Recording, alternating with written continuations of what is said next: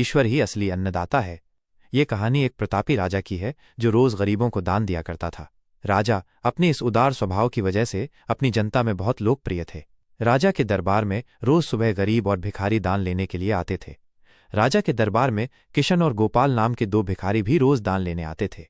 जब राजा किशन को दान देते तो किशन राजा की बहुत प्रशंसा करता और दुआएं देता। वहीं जब राजा गोपाल को दान देते तो वो हर बार कहता, हे ईश्वर, तुम बहुत दयालु हो, तुमने मुझे इतना सब कुछ दिया।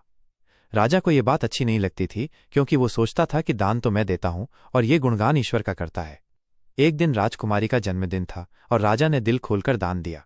जब गोपाल की बारी आई तो उसने फिर से ईश्वर का धन्यवाद किया और कहा, हे ईश्वर, तुम ही अन्नदाता हो। यह सुनकर राजा को बहुत गुस्सा आया और उसने गोपाल से पूछा कि वो हमेशा ईश्वर का गुणगान क्यों करता है। गोपाल ने जवाब दिया, राजन, देने वाला तो ऊपर बैठा है, वही सबका अन्नदाता है, आपका भी और मेरा भी। यह सुनकर राजा ने गोपाल को सबक सिखाने की सोची।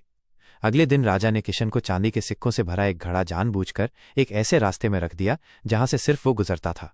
राजा ने किशन को उसी रास्ते से जाने को कहा, लेकिन किशन अपनी धुन में इतना खोया हुआ था कि उसने आंखें बंद करके पूरा रास्ता पार कर लिया और घड़े पर उसकी नजर नहीं पड़ी। इसके बाद राजा ने गोपाल को भी उसी रास्ते से जाने के लिए कहा। गोपाल रास्ते में भगवान का धन्यवाद करते हुए चल रहा था और उसकी नजर चांदी के सिक्कों से भरे उस घड़े पर पड़ी। गोपाल घड़ा लेकर बहुत खुश हुआ और ईश्वर का धन्यवाद करते हुए घर चला गया। अगले दिन जब राजा ने किशन से उस रास्ते के बारे में पूछा तो किशन ने बताया कि उसे कुछ नहीं मिला। फिर राजा ने गोपाल से पूछा तो उसने बताया कि उसे चांदी के सिक्कों से भरा एक घड़ा मिला है।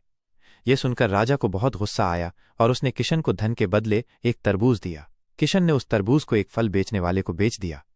गोपाल को जब दान मिला तो वो सोचता है कि घर में खाने को कुछ नहीं है, इसलिए बच्चों के लिए तरबूज ले लेता हूं। वो उसी फल वाले से वही तरबूज खरीद लेता है।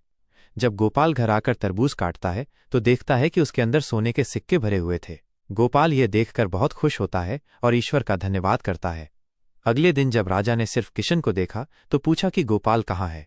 किशन ने बताया कि गोपाल को तरबूज में सोने के सिक्के मिले हैं और अब वो एक संपन्न इंसान बन गया है। यह सुनकर राजा ने अपने हाथ आसमान की ओर उठाए और कहा, हे ईश्वर, वाकई तुम ही अन्नदाता हो, मैं तो बस एक जरिया हूं। राजा को अब सारी बात समझ आ चुकी थी। इस कहानी से हमें यह शिक्षा मिलती है कि हमें हमेशा भगवान को धन्यवाद देना चाहिए, क्योंकि वही असली अन्नदाता है। इंसान तो बस एक माध्यम है।